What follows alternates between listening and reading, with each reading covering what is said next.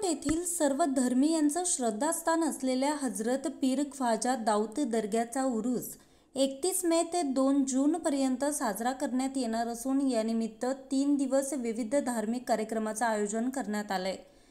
शनिवार दिनांक 31 मे रोजी रात्री गंध मिरवणूक निघणार असून रविवारी 1 जून रोजी दीप उत्सव आणि सोमवारी 2 जूनला जियारत असल्याची माहिती दर्गा ट्रस्टचे अध्यक्ष एजाज मुतवल्ली यांनी दिली। या उरुसाच्या निमित्तानं दर्गा परिसरात नयनरम्य अशी विद्युत रोषणाई करण्यात आली असून उत्सव कालावधीत 3 दिवस भाविकांसाठी महाप्रसादाची व्यवस्था करण्यात आली।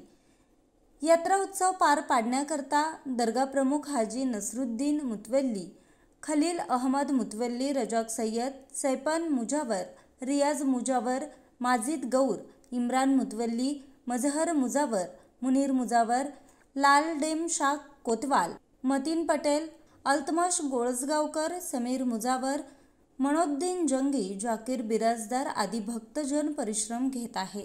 शहनशाह अक्कलकोट के अंदर आज सबसे बड़े दरगाह हजरत ख्वाजा दाऊद चिश्ती रहमतुल्लाह अलैह का 846वां उर्स है। 31 तारीख को संदल है, 1 तारीख को चिराग है और 2 तारीख को जियारत है। और सभी ये जो गांव में दरगाह है ये हिंदू मुस्लिम का एक प्रतीक माना जाता है। यहाँ मुस्लिम से ज़्यादा सब हिंदू भाविक बहुत आते हैं और 3 दिन शरी का प्रसाद के रूप में अपने तबरुक रखा जाता है।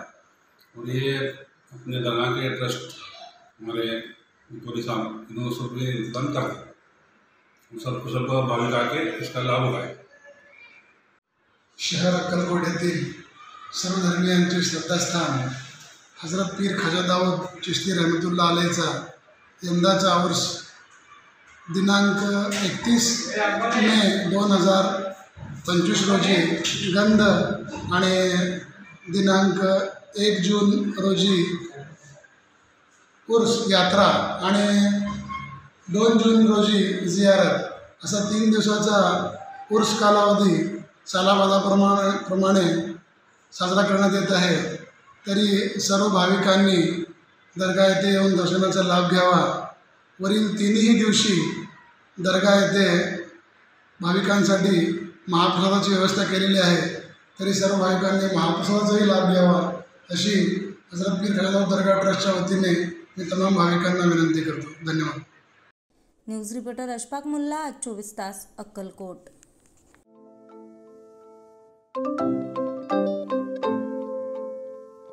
नवनवीन आणि ताज्या घडामोडींसाठी आज 24 तास सबस्क्राईब करा।